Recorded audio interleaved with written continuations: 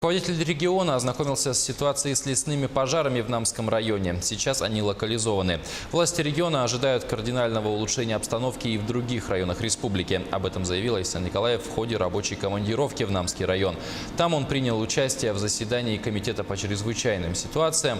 Николаев отметил, что непростая ситуация сейчас складывается в Горном и Вилюйской группе районов, но при этом ведется серьезная работа по тушению.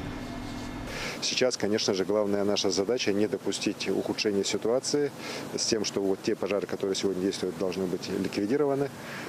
Здесь у нас прогноз по погоде тоже пока благоприятный. Конечно, остается у нас высокий класс пожароопасности по нашим северным районам, таким как Жиганский, Абыйский районы.